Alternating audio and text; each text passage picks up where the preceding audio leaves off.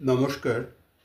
Kathamrita YouTube চ্যানেলের পক্ষ থেকে আপনাকে স্বাগত।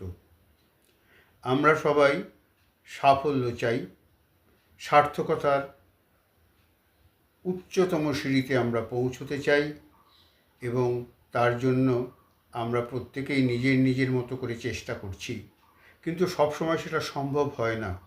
আমাদের চাওয়া এবং পাওয়ার মধ্যে একটা বিস্তর ফারাক তৈরি হয়। আমরা বুঝতেই পারি না কেন এটা তৈরি হয়, আমাদের চেষ্টা কেন ব্যর্থ হয়ে যায়। ব্যর্থ হয় এই জন্যই যে পৃথিবীর একটা স্বাভাবিক নিয়ম, আমরা যতটুকু দেব ঠিক ততটুকুই ফেরত পাব। অর্থাৎ আমার যোগ্যতা সামর্থ্য অনুযায়ী এই পৃথিবীকে আমি যতটুকু দিয়েছি, আমি যতটুকু শিখেছি, যতটুকু জেনেছি, তার সার্থক এবং সফল প্রয়োগ করেছি, সেভাবেই আমার জীবন পরিবর্তিত হয়েছে এবং গঠিত হয়েছে।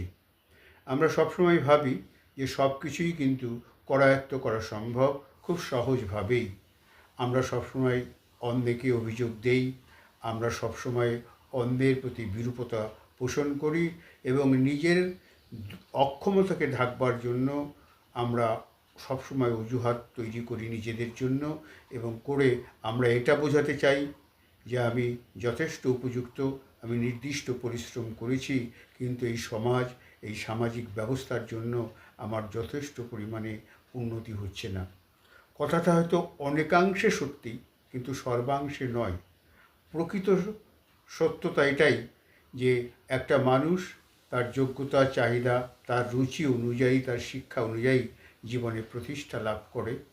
কারণ এই দুনিয়াটাই হচ্ছে গিভ অ্যান্ড টেক পলিসি। আমরা যদি আমার চারদিকে প্রকৃতিকে ভালো রাখতে পারি, গাছপালা, বন জঙ্গল, প্রাণী জগৎ, এইসব দিয়ে যদি এই পৃথিবীকে সুন্দর রাখতে পারি, তাহলে কিন্তু আমাদের জীবনও অনেক সহজ স্বাভাবিক হয়।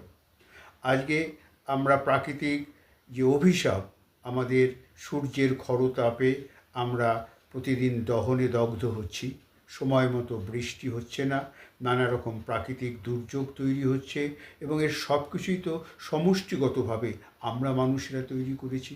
আমাদের শুভ বুদ্ধি দিয়ে এই প্রকৃতিকে আমরা রক্ষা করবার সেভাবে চেষ্টা করিনি, শুধু নিজের স্বার্থ এবং লোভ চরিতার্থ করবার জন্য এই প্রকৃতিকে আমরা ব্যবহার করেছি, এবং প্রকৃতি এখন তার প্রতিশোধ নিচ্ছে। তখন আমরা অন্যের দিকে, অপরের দিকে আঙুল তুলে নিজেদেরকে আড়াল করতে চাইছি আমাদের ব্যর্থতা।